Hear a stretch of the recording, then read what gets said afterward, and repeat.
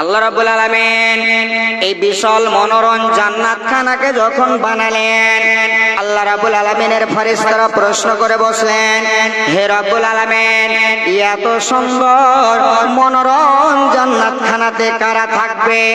কাদের জন্য আপনি বানালেন? কোন সম্প্রদায়েরা এই জান্নাতের ভিতরে আয়েশ আরাম করবে? আল্লাহ রাব্বুল আলামিন বললেন, হে আমার বান্দা, হে আমার মালায়েকা ফেরেশতারা, আমার পৃথিবীর জগতে লক্ষ লক্ষ কোটি কোটি বান্দা রয়েছে। এদেরকে আমি দুই শ্রেণীর সৃষ্টি করেছি। একটিকে বলা হয় জিন, অপরটিকে বলা হয় আপনার জিন রয়েছে হাজার হাজার মিলিয়ন মিলিয়ন, আপনার ইনসান রয়েছে, জিন রয়েছে। আমি আল্লাহ রাব্বুল আলামিন এদের জন্য কিন্তু জান্নাত বানাইনি।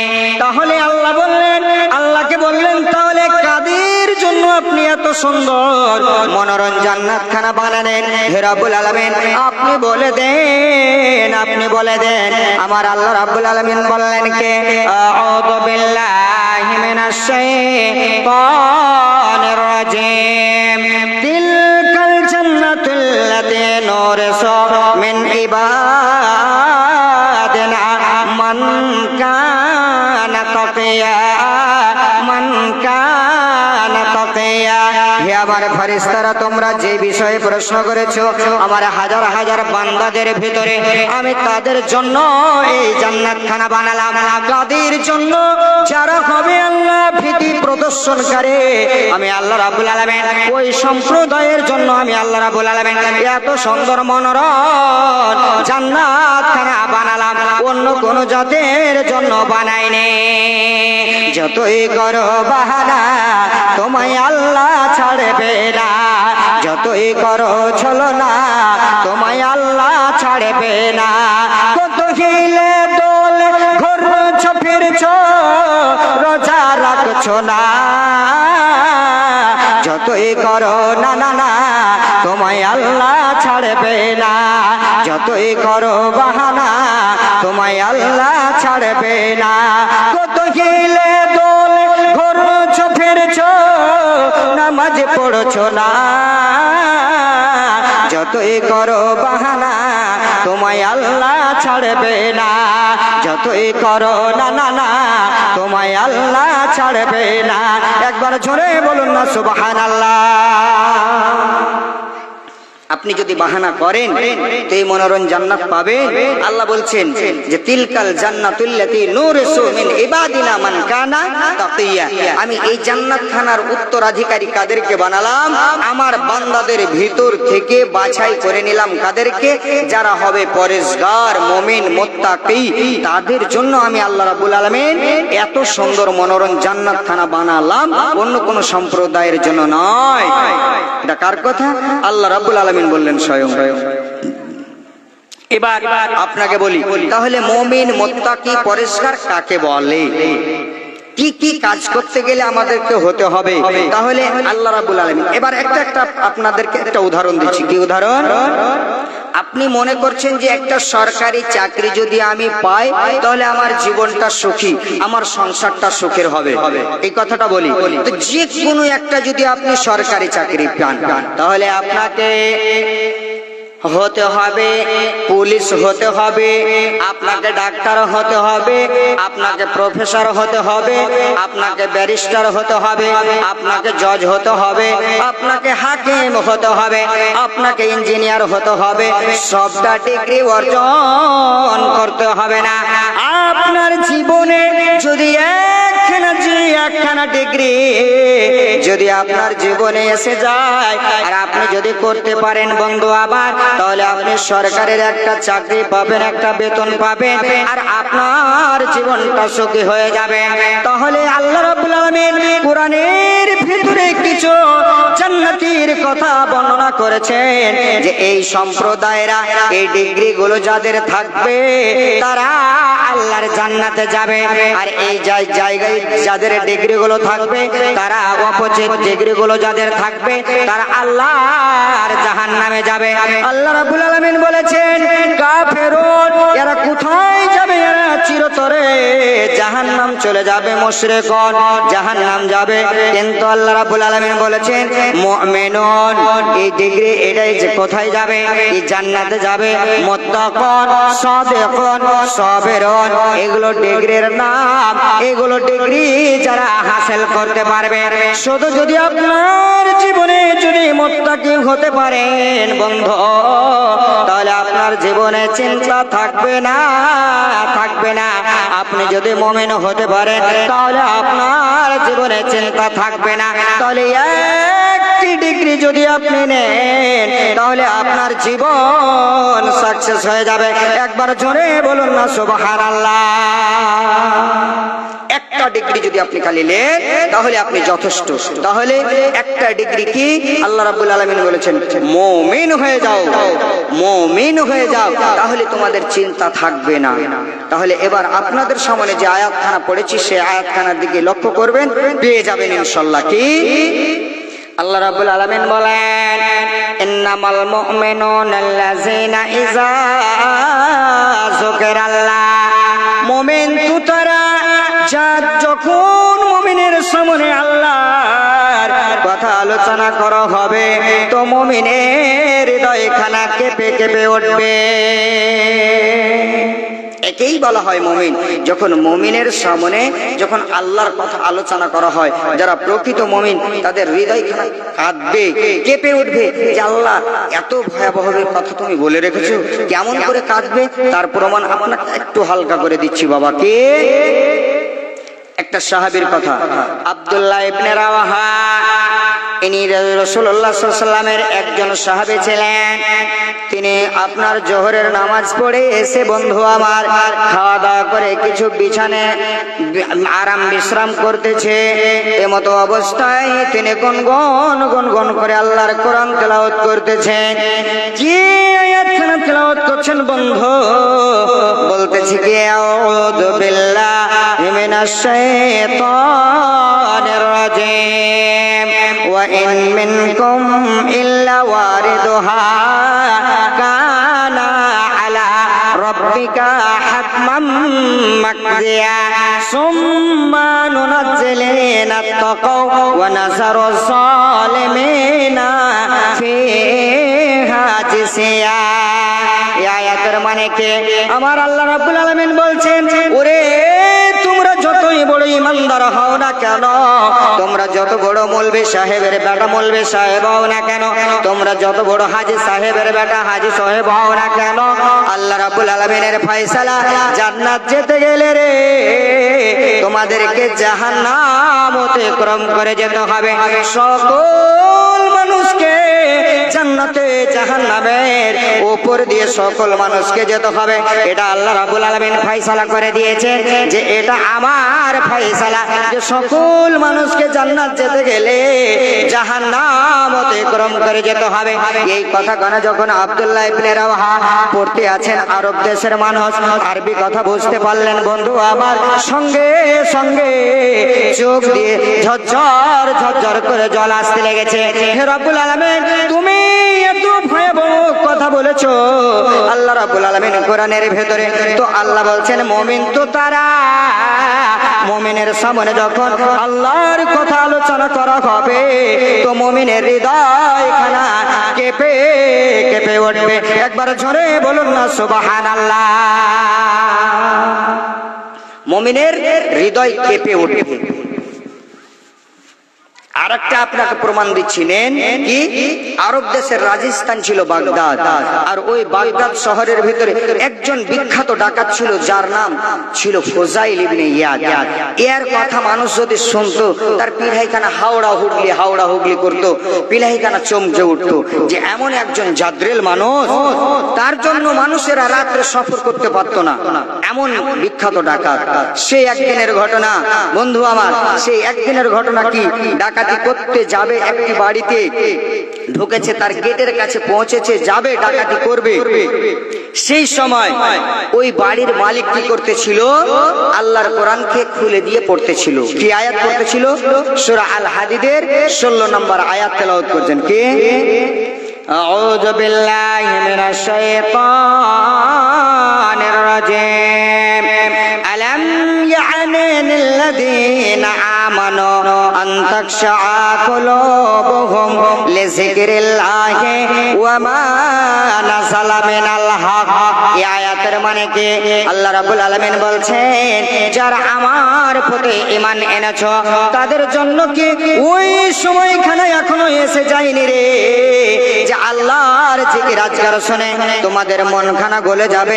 এখনো কি তোমাদের কাছে ওই সময় এসে যায়নি? এই কথা বলছেন যে তোমাদের কাছে কি ওই সময় এখনো এসে যায়নি যে আল্লাহর জিকির আজকার শুনে তোমাদের মনখানা গলে যাবে? এখনো সময় আসেনি। যখন এই কথা, এই আয়াতখানার আওয়াজ যখন ফুজাইল ইবনে ইয়াদের কানে ভেসে আসছিল, সঙ্গে সঙ্গে ওই জায়গায় থমকে দাঁড়িয়ে ডুকরে ডুকরে অঝোর নয়নে কাঁদতে লাগলো। কি বলছে? হে রব্বুল আলামিন, তুমি কোরআনের ভিতরে এত দামি কথা বলেছো, এত মূল্যবান কথা বলেছো রব্বুল আলামিন, এত মূল্যবান কথা বলেছো। আমি ফুজাইল ইবনে ইয়াদ আজকে বহুদিন ধরে আমি ডাকাতি করছি, আজকে এইরকম ভালো কথা আমি কোনোদিন শুনিনি। বন্ধু আমার, ওই ফুজাইল ইবনে ইয়াদ কাঁদতে কাঁদতে নির্জন জায়গায় জঙ্গলের ভিতরে প্রবেশ করলেন, আর ওইখানে গিয়ে ডুকরে ডুকরে কাঁদছে, আর নিজে নিজে বলতেছে, আল্লাহ তুমি এত সুন্দর কথা বলেছো। একজন ওই রাস্তা দিয়ে একজন ব্যবসায়িক ব্যবসা করে তারা বাড়ির দিকে ফিরছিল, তারা আপোষের ভিতরে বলছে, বন্ধু কি এই শহরে, এই অঞ্চলে, এই থানাতে এমন একজন বড় ডাকাত আছে যার নাম হলো ফুজাইল ইবনে ইয়াদ।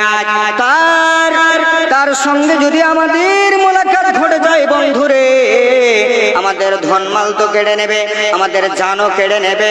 অতএব আমরা আজকে রাতটা অন্তত পক্ষে এই জায়গায় থেকে যাব, তারপরে আমরা সকালবেলায় বাড়ির দিকে রওনা হব। বন্ধু আমার, এই কথা তারা আপুসির ভিতরে বলছে, কিন্তু বন্ধু আমার রাত্রের আওয়াজ এই শব্দখানা যেন ফুজাইল ইবনে ইয়াদের কানে পৌঁছে গেল। যে আল্লাহ, আমার নাম ধরে কোন মানুষ বলছে যে এই জায়গাতে ফুজাইল আছে, অতএব আমরা এই জায়গায় থেকে যাব, আর যাব না সকালবেলায় বাড়ির দিকে যাব। এই কথা তারা বলছে। তাহলে আমি কত বড় জাদ্রেল, আমি কত বড় কুলাঙ্গার, আমি কত বড় আহমক, আমি কত খারাপ নিকৃষ্ট মানুষ যে আমার ভয়ে তোমার মুমিন বান্দারা সফর করতে পারে না, ব্যবসা বাণিজ্য তেজারত করতে পারে না। হে রব্বুল আলামিন, এই বলে তার কান্নাটা আসতে ছিল, জোরে হয়ে গেল বন্ধু, জোরে ডুকরে ডুকরে আরো কাঁদতে লেগেছেন। তখন এরা যাত্রী দল লোকেরা বলছে, বন্ধু এত রাত্রে, গভীর রাত্রে মানুষ, কোন মানুষ বিপদে পড়েছে যে মানুষের কান্নার আওয়াজ ভেসে ভেসে আসছে, চলো তো।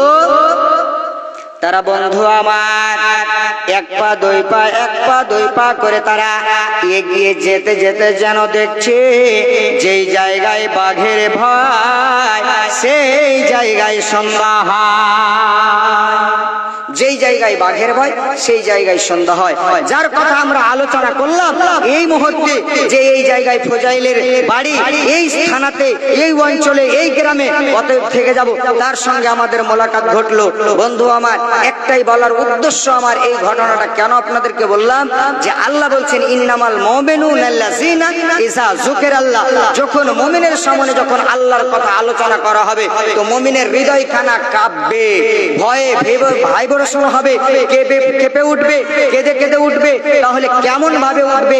যেমন ভাবে ফুজাইলের ইয়াদ এখানে আয়াত শুনে নিজের জীবনকে পরিবর্তন করলো। কেমন করে? তিনি বলতে লাগলেন ওই জায়গায়, হে রব্বুল আলামিন, আমি আমার বাকি জীবনটা আমি কি করলাম, কাবা শরীফের তৎপাত্রায় কাটিয়ে দেব। আমি তওবা করে নিলাম, আজ থেকে আমি অন্যায় করব না।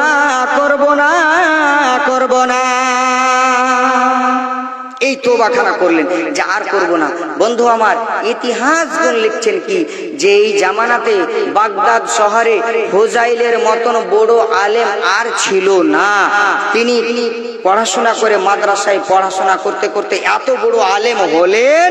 তিনি ফুজাইল ইবনে ইয়াদ একজন ডাকাত মানুষ, একজন ছিনতাইকারী মানুষ, যে এত বড় আলেম হলো যে বাগদাদ শহরে এত বড় আলেম আর ছিল না।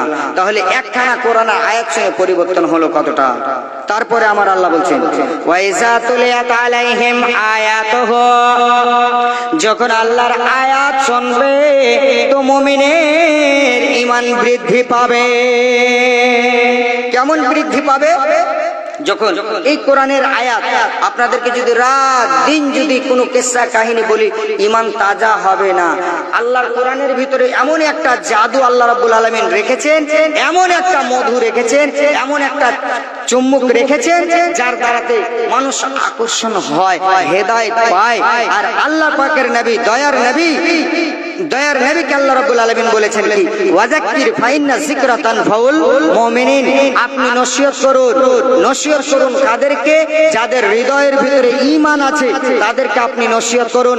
নিশ্চয় আপনার নসিহতে ঈমানদারেরা লাভবান হবে।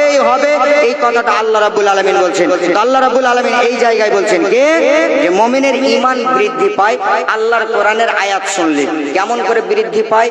তাহলে মুমিনের এই আয়াত থেকে বোঝা যাচ্ছে মুমিনের ঈমান কোন সময় ঘটে যায়, কোন সময় বেড়ে যায়। মা বোন ভালো করে শুনবেন, মুমিনের ঈমান কোন সময় কমে, কোন সময় বাড়ে। কেমন? একটা লোক নামাজ পড়ছে আবার চুরি করছে, তাহলে এই লোকটা, একটা লোক নামাজ পড়ে আবার মদ খায়, একটা লোক নামাজ পড়ছে আবার তাস খেলায়, একটা লোক নামাজ পড়ছে আবার মিথ্যা কথা বলে। তাহলে মৌলভী সাহেব এই নামাজিটা কেমন নামাজে, এটা কেমন ঈমানদার? একটা মুমিন মুসলমান যখন কোনো অন্যায় কাজে জড়িত হয়, আমার আল্লাহ রাব্বুল আলামিনের নবী বললেন, তার যদি অন্যায় কাজে যখন মদ্যপান অবস্থায় এসে যায়, যখন মদ খেতে আরম্ভ করে দেয়, তখন তার হৃদয় থেকে ফাকালবহু ঈমানহু, তার কাল্ব থেকে, অন্তর থেকে ঈমান খানা বেরিয়ে যায়। কেমন বেরিয়ে যায়? যেমন আকাশের উপরে মেঘ গলে ছেয়ে বেড়ায়, সেই রকম হয় ওই ঈমানদারের ঈমান বেরিয়ে যায়। আর ওইখান থেকে ডাক দেয়, আরে ডেকে বলে, ওরে জাল্লাত, ওরে বেঈমান, ওরে কুলাঙ্গার, আরে কতক্ষণ তুই অন্যায় করবি রে? ছেড়ে দে, তুই অন্যায় ছেড়ে দে, আবার তোর হৃদয়ের ভিতরে আমি ঈমান প্রবেশ করব। কারণটা হলো, যে হৃদয়ের ভিতরে ঈমান থাকবে সেই হৃদয়ের ভিতরে কুফরে প্রবেশ করতে পারে না। আর যেই হৃদয়ের ভিতরে কুফরি থাকবে সেই হৃদয়ের ভিতরে ঈমান থাকবে না। অতএব ওরে কুলাঙ্গার, মদ খাওয়া ছেড়ে দে, ওরে কুলাঙ্গার ব্যভিচার করা ছেড়ে দে। যখন সে ছেড়ে দেবে তারপরে তার ঈমান তার কাছে আসবে, নচেত আসবে না। মন কাঁদে গো ও নবীজি, হাদিস তোমার কথা শোনে। মন কাঁদে গো ও নবীজি, হাদিস তোমার কথা শোনে। নবীজিকে ভালোবেসে পেয়েছি আঘাত, এর প্রতিদান পাবে আখেরাত। মন কাঁদে গো ও নবীজি, হাদিস তোমার কথা শোনে। মন কাঁদে গো ও নবীজি, হাদিস তোমার কথা শোনে। একবার জোরে বলুন না সুবহানাল্লাহ। তো বাবা বলছিলাম কি কথা আপনাদেরকে, যে এই কোরআনের আয়াত শুনে পরিবর্তন হলো। আর এই কোরআনের আয়াত পাঠ করতে গেলে মুমিন মুসলমানের ঈমান খানা, কমজোর ঈমান খানা তাজা হয়ে যায়। এই জন্য আল্লাহ রাব্বুল আলামিন বললেন যে তুমি নসিহত করো নবী মুহাম্মদ সাল্লাল্লাহু আলাইহি ওয়াসাল্লাম, তুমি নসিহত করো তাদেরকে, তোমার সম্প্রদায়কে, যাদের ভিতরে ঈমান আছে তাদেরকে করো। আর যাদের ভিতরে ঈমান নেই তাদেরকে নসিহত করলে রাত দিন তোমার নসিহতে কাজ হবে না, কিন্তু ঈমানদারকে নসিহত করতে হবে। এই জন্য প্রত্যেক শুক্রবার মৌলভী সাহেবরা আধা ঘন্টা করে নসিহত করে কেন? এক একটা বিষয়ের উপরে আলোচনা করে। আজকে হজের উপরে, কালকে জাকাতের উপরে, পরশুদিন ধরেলেন আপনার ফিতরার ব্যাপারে, রোজার ব্যাপারে, কুরবানির ব্যাপারে, মুহররমের ব্যাপারে। এক একটা বিষয় আছে, এক একটা বিষয়ের উপরে আলোচনা করে। কারণ যে এই ঈমানটা কোন সময় কমে যায়, কোন সময় বেড়ে যায়। যখন মুমিন মুসলমানের সময় যখন কোরআনের দলিল দিয়ে যখন আলোচনা করবে, তখন তাদের ঈমানটা বেড়ে যায়। তাহলে এবার আপনি বলবেন যে মাওলানা সাহেব আপনি বলুন তো, তাহলে বাড়তে বাড়তে কতটা যায়? মুমিনের ঈমান বাড়তে বাড়তে কতটা যায়? আমার আল্লাহ রাব্বুল আলামিন বলেন, ওয়া আলা রাব্বিহিম ইয়াতাওয়াক্কালুন। মুমিনের ঈমান বাড়তে বাড়তে কতটা যায়, কতটা দ্রুত হয়, কতটা পথ রেখা হয়, বন্ধু আমার শুনে নেন। মুমিনের ঈমান বৃদ্ধি হয় বাড়তে বাড়তে কতটা যায়? আমার আল্লাহ বললেন, ওয়া আলা রাব্বিহিম ইয়াতাওয়াক্কালুন। মুমিন আল্লাহ ছাড়া কাউরে উপরে ভরসা করবে না।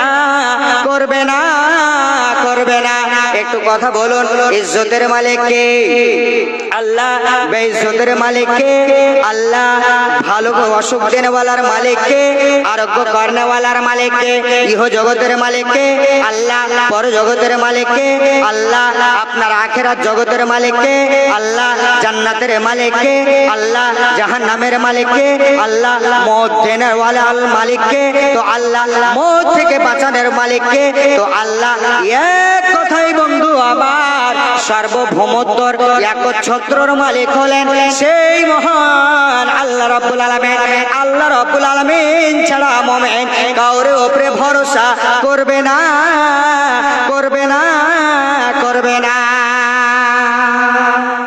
মুমিনের ভরসা কেমন হবে বন্ধু? যেই দিন হযরত ইব্রাহিম আলাইহিস সালামকে আগুনে ফেলা হয়েছিল। কারণ কেন? যে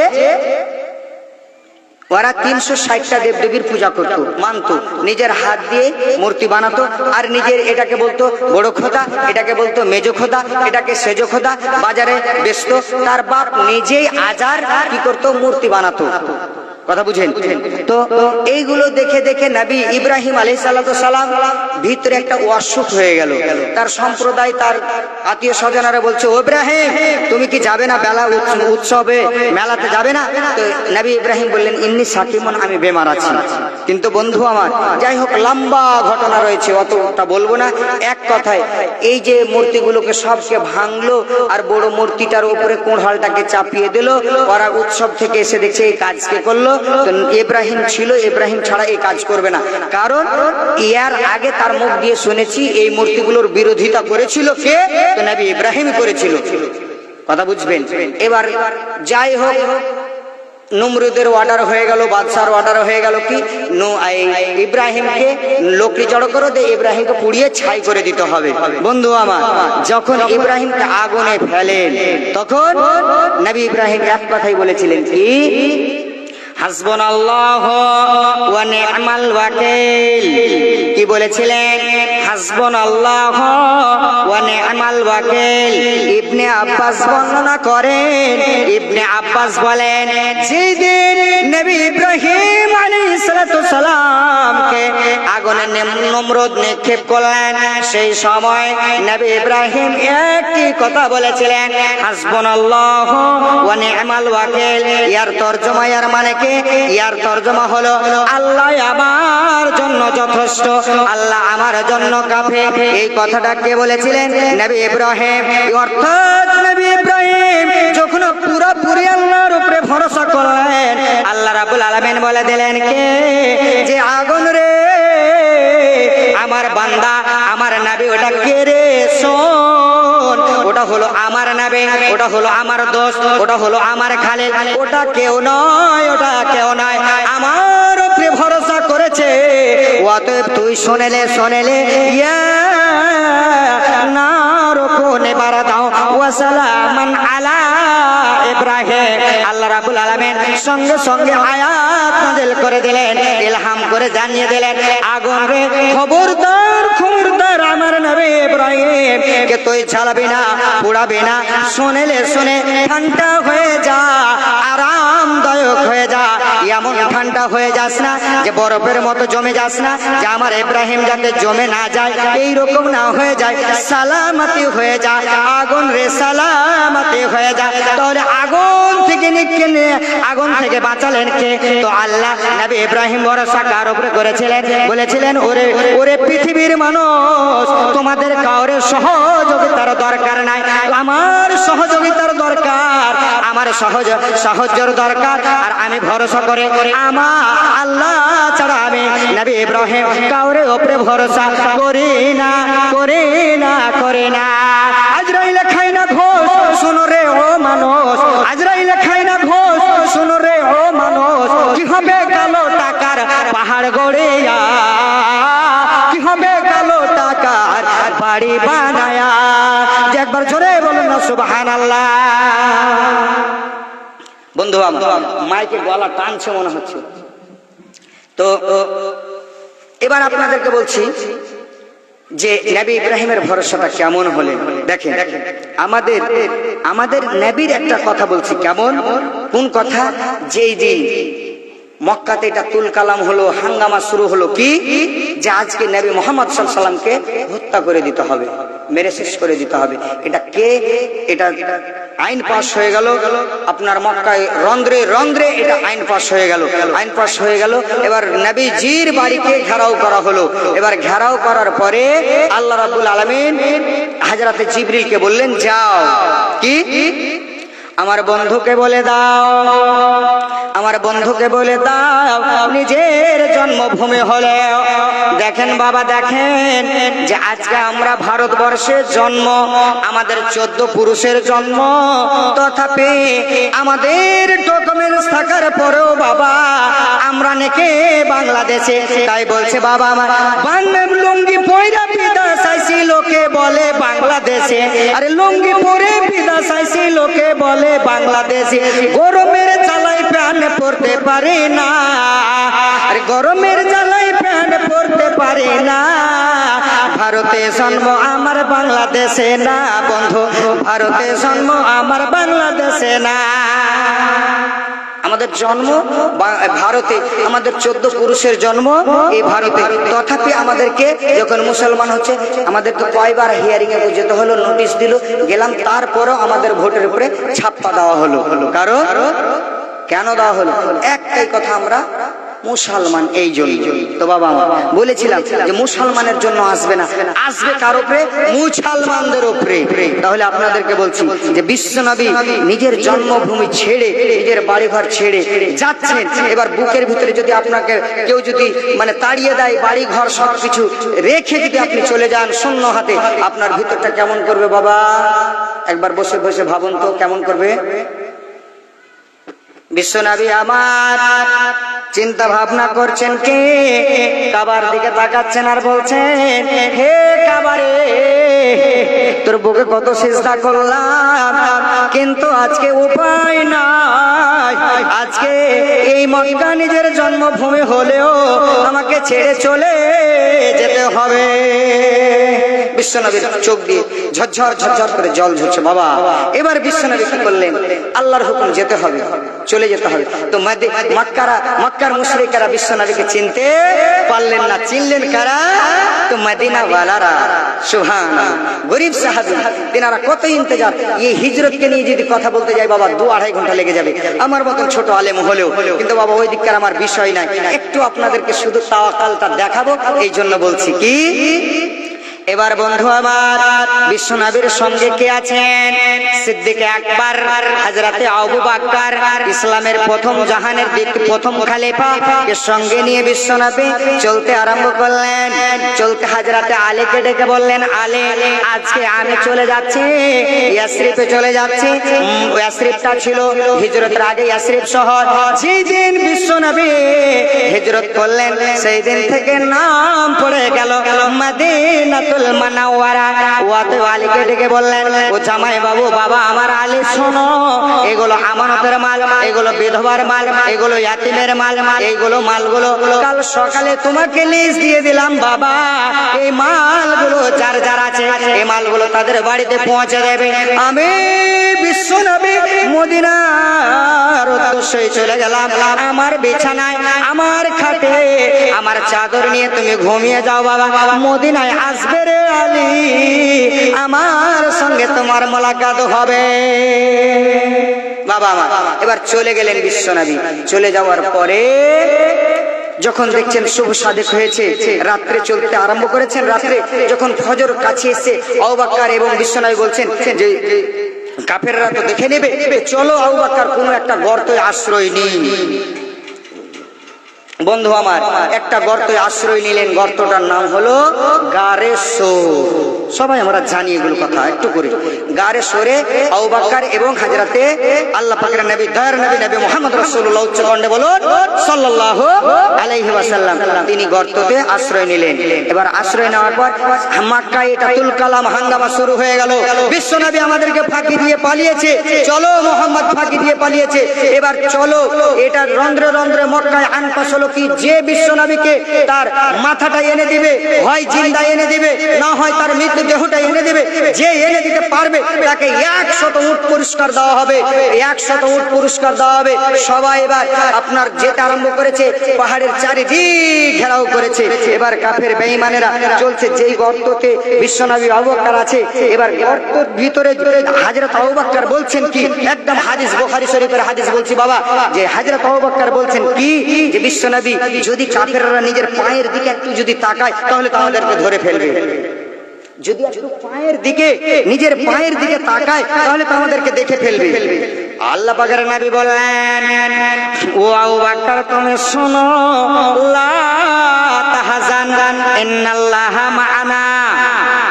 কে বলছেন? বিশ্বনবী বলছেন। এটা কোরআনের আয়াত বন্ধু আমার। সূরা আপনার তওবার ভিতরে আল্লাহ রাব্বুল আলামিন আয়াত নাযিল করেছেন, লা তাহজান ইন্নাল্লাহা মা'ানা। বিশ্বনবী বলছেন, ও আবু বকর, এই গর্তই আমি আর তুমি দুইজন আছি। এটা কখনো নয়, এটা কখনো না। আমাদের সঙ্গে আমাদের মালিক আল্লাহ রাব্বুল আলামিন রয়েছে, আমরা তিনজন আছি। ও অতএব এই ভরসাটা কার উপরে করলেন? আবু বকর এবং বিশ্বনবী কার উপরে ভরসা করলেন? বন্ধু আমার স্বয়ং আল্লাহর উপরে ভরসা করলেন, আল্লাহর উপরে ভরসা করলেন। তো কাফের বেঈমানের হাত থেকে হেফাজত করলেন কে? কে হেফাজত করলেন, বাঁচালেন কে? তো আল্লাহ রাব্বুল আলামিন বাঁচালেন। তাহলে আল্লাহ বলছেন, হে মুমিনের দলের মুমিনেরা, তোমাদের উপরে যারা মুমিন হতে চাইবে, যারা মুমিন হতে চাইবে, ওয়া আলা রাব্বিহিম ইয়াতাওয়াক্কালুন, তো মুমিন আল্লাহ ছাড়া কাউরে উপরে ভরসা করবে না, করবে না, করবে না। দয়ার নবীজি আমরা তোমায় বলতে পারি না, তোমার আম্মা আমেনা ওগো দুধ হালিমা। দয়ার নবীজি আমরা তোমায় বলতে পারি না, তোমার আম্মা আমেনা ওগো দুধ হালিমা। বন্ধু আমার এই তাওয়াক্কালকে নিয়ে যদি কথা বলা যায়, যেমন সারা বলেছিলেন এক কথায়, কি সারা বলেছিলেন যে এই আল্লাহর কাছে দোয়া করে বলেছিলেন যে হে রব্বুল আলামিন, আমি যদি তোমার নবী, তোমার উপরে ঈমান এনে থাকি, আল্লাহুম্মা ইন কুনতু আমানতু বিকা ওয়া বিরাসূলিকা ওয়া হাসানতু ফারজি ইল্লা আলা জাওজি। তো আল্লাহ রাব্বুল আলামিন ওই কাফের, ওই কুলাঙ্গার, ওই স্বৈরাচারী শাসককে আল্লাহ রাব্বুল আলামিন কি করলেন? অজ্ঞান করে দিলেন, জ্ঞানহীন করে দিলেন। আল্লাহ রাব্বুল আলামিন বেহুশ করে দিলেন। তো আল্লাহ রাব্বুল আলামিন হেফাজত করবে যদি মুমিন আল্লাহর উপরে ভরসা করে। তাহলে মুমিনের একটা অস্ত্রর নাম হলো আল্লাহর উপর ভরসা। আপনার নামটা এডুকেশন এসে, আন্টার এডুকেশন এসে, আল্লাহর উপর ভরসা করে যে আল্লাহ তুমি হেফাজত করে নেওয়ালা। ও কি করবে, ও কি করতে পারে, ওকে তুমি যতটা শক্তি দেবে ততটাই শক্তি পাবে। আল্লাহর উপর ভরসা করেন, আল্লাহ আপনার আমার সকলের মুসিবতের জন্য আল্লাহ যথেষ্ট, আল্লাহ হেফাজত করবে। আল্লাহ যাতে আমাদেরকে হেফাজত করুক। একবার জোরে বলুন আল্লাহুম্মা আমিন, আল্লাহুম্মা আমিন।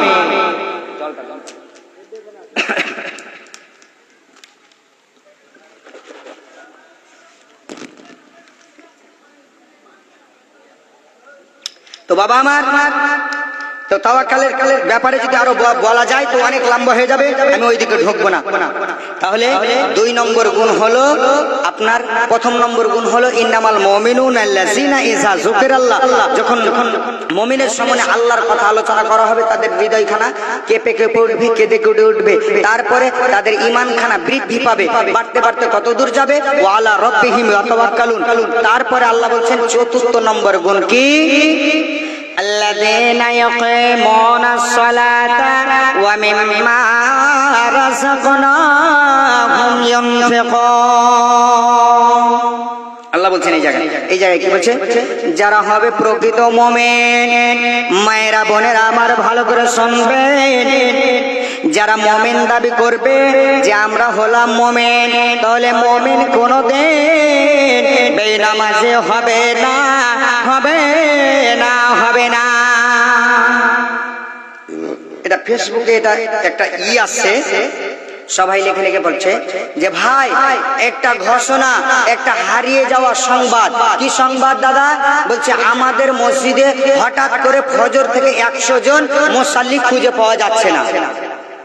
আপনারা যদি কেউ কোথায় দেখে থাকেন বা পেয়ে থাকেন তো অবশ্যই নিচে নাম্বার দেওয়া আছে, একটু যোগাযোগ করাবেন, একটু যোগাযোগ করে মুসাল্লিটিকে মসজিদে ঢোকাবেন। তো কথাটা বুঝতে পারলেন কি বাবা? বুঝতে পেরেছেন কি? এই বুড়া বাবজি কয়টা বুঝতে পারিনি মনে হয়। মানে রমজান চলে গেল, ঈদ পড়ে আসলো, আর মসজিদও শেষ হয়ে গেল, সালাম দিয়ে দিলাম আসসালামু আলাইকুম মসজিদ, ফের রমজান আসবে, তারপরে ঢোকবো তোর বুকে। ওই একটা গরু ঢুকেছিল মসজিদে, তো মৌলভী সাহেব কইছে যে আরে তোর কি হুঁশ আছে, গরুটাকে ভালো করে বান, তুই এমন করে গরু বানছিস যে তোর মসজিদে গরু ঢুকে গেছে যে। তখন কইছে যে আরে মৌলভীর গলা কেন এত ফাঁড় কেন হবে, হে সারা গরের বাড়ি খাইছে তো আর গলার ফাঁড়, মৌলভীর এত গলার ফাঁড় কেনে? তো কইছে কেনে? তো কইছে যে গরুর হুঁশ নাই বলি তো মসজিদে ঢুকেছে, আর আমার হুঁশ আছে বলি তো আমি মসজিদে যাই না। কথা বুঝতে পারছেন? এটা হলো মানুষের কথা, ওই কথা। তো এবার আপনাদেরকে এদিক ওদিককার কথা অনেক শুনেছেন, অনেক বক্তা, আপনাদেরকে একটু নামাজ সম্পর্কে 2টা কথা শুনছি, যদি ভালো লাগে তো বলবেন। কি যে এই নামাজটা আল্লাহ রাব্বুল আলামিন কি বলেছেন, এই খাতাল উম্মতি কয়টা মুহাম্মাদি, তোরা নামাজ পড়। এই বিধান কি আল্লাহ আমাদেরকে দিয়েছেন না পূর্বের নবী রাসূল যতগুলো এসেছিলেন সমস্ত নবী রাসূল গুণের উপরে আল্লাহ রাব্বুল আলামিন নামাজের বিধান দিয়েছেন? তার প্রমাণ একটা একটা করে আপনাদেরকে বলছি বাবা, কয়েকটা প্রমাণ দেব। এবার চলুন। কি গরমের দিনে জালসা করা এটুকাই, আর ঠান্ডার দিনে জালসা করলে বাবা ঠান্ডা লাগে না, ভিতরে দাঁড়িয়ে এমনি দিন ঘেমে যাচ্ছি। তো কথা হলো শুনেন, কি আল্লাহ বলছেন, আউযু বিল্লাহি মিনাশ শাইতানির রাজিম, ইয়া মারইয়াম কুনুতি লিরাব্বিকি ওয়াসজুদি ওয়ারকাই মা'আর রাকিঈন। আমার আল্লাহ রাব্বুল আলামিন বললেন কে, হে মারিয়াম তুমি তোমার রবের অনুগত হও, আর তুমি রুকুকারীদের সঙ্গে রুকু করো, সিজদাকারীদের সঙ্গে তুমি সিজদা করো। তাহলে অত্র আয়াত দ্বারাই প্রমাণ পাওয়া গেল মা মারিয়াম আলাইহিস সালামের জামানায় নামাজের হুকুম ছিল, মা মারিয়াম নামাজ কায়েম করেছিলেন। তাহলে বুঝা গেল আয়াত দ্বারা। তারপরে আপনি চলুন হযরত নবী জাকারিয়ার জামানায় নামাজের হুকুম পাওয়া গেল না, গেল না? তা আপনাকে প্রমাণ দে। আল্লাহ বললেন আউযু বিল্লাহি মিনাশ শাইতানির রাজিম, ফানাদাতুল মালাইকাতু ওয়া হুয়া কাইমুন ইউসাল্লি ফিল মিহরাব। হযরত নবী জাকারিয়া মেহরাবে দাঁড়িয়ে দাঁড়িয়ে নামাজ পড়ছিলেন, নামাজে মেহরাবে দাঁড়িয়ে দাঁড়িয়ে নামাজ পড়ছিলেন। সেই সময় আল্লাহর ফেরেশতারা এসে সম্বোধন করে বলেছিলেন, ওগো নবী জাকারিয়া, আমরা আল্লাহর ফেরেশতা এসেছি, খবর সুসংবাদ নিয়ে এসেছি। কারণটা হলো আপনি আল্লাহর কাছে দোয়া প্রার্থনা করলেন, হে রব্বুল আলামিন আমাকে একটি সন্তান দান করেন। কারণটা হলো নবী ইব্রাহিমের বয়স কত, নবী জাকারিয়ার বয়স কত হলো? কেউ কেউ বলছে 70 বছরের আপে হয়ে গিয়েছিল, তার স্ত্রীর বছর 60 বছরের আপে হয়ে গেছে। কিন্তু কোরআন বলছে বাবারে, যে মেয়েদের ঋতু বন্ধ হয়ে যায় ওই মেয়েদের আর বাচ্চা হবে না, হবে না, হবে না। কিন্তু বয়স হয়ে যেতে গেলে 40-50 বয়স হতে গেলে মেয়েদের আল্লাহর হুকুম মাসিক ঋতু বন্ধ হয়ে যায়। তো এখন তো বৃদ্ধা আর বৃদ্ধ হয়ে আছে, তো বাচ্চা হবে না। কিন্তু বন্ধু আমার, যেদিন নবী জাকারিয়া কি করেছিলেন, হযরতে মারিয়ামকে নিয়েছিলেন, একটা কামরাতে রেখেছিলেন, আর কামরাতে ওই টাইমে খানা দিয়ে আসতেন। ছোট্ট দুধের কন্যাকে নিয়েছিলেন। হঠাৎ করে একদিন, 2 দিন, 3 দিন যথা খানা দিতে ভুলে গিয়েছেন, আর তালা মারা আছে ঘরে। নবী জাকারিয়া মনে মনে ভাবছে, হে রব্বুল আলামিন, ওই শিশু, ওই দুধের কন্যা হযরতে মারিয়াম অনাহারের জ্বালায় মনে হয় মারা গেছে। তাড়াতাড়ি করে মনে যখন স্মরণে এসেছে, সঙ্গে সঙ্গে গেট খানা খুলে দেখছে যে একটা বড় মস্ত বড় প্লেটে যেন কাটা কাটা আমের সমান হয় তথাপি প্লেটে আম রাখা আছে, জামের সমান হয় তথাপি পাকা পাকা জাম রাখা আছে, আতা মেওয়ার সমান হয় তথাপি পাকা পাকা আতা মেওয়া কাটা কাটা রাখা আছে, আর বড় প্লেটে রাখা আছে। হযরত নবী জাকারিয়া দেখার সঙ্গে সঙ্গে বললেন, পালা পালা পালা ইয়া মারিয়াম আন্না লাকে হাযা। এ মারিয়াম, বলো বলো বলো বলো বেটিরে আমার, এই খানা তুমি কোথায় পেলে বাবা? বলো, এই খানা তো এখন তো আতা মেওয়ার সমান হয়, এখন তো আমের ডাবের সমান হয়, তথাপি তোমার প্লেটে কোথায় থেকে আসলো? নবী জাকারিয়া যে যখন প্রশ্ন করা, সঙ্গে সঙ্গে মারিয়াম ছোট্ট দুধের কন্যা উত্তর দিলেন, কে? খালুজান। এটা আপনার ধারণা, এটা সকলের ধারণা যে হযরতে মারিয়াম মারা গেছে অনাহারের জ্বালাতে। না না না না, মিন ইনদিল্লাহ, এটা আল্লাহর তরফ থেকে এই খানা দেওয়া হয়েছে। আর আল্লাহ রাব্বুল আলামিন যাকে চান বিনা কারণে বিনা হিসাবে, ইন্নাল্লাহা ইয়ারযুকু মান ইয়াশাউ বিগাইরি হিসাব। একবার জোরে জোরে বলুন না সুবহানাল্লাহ।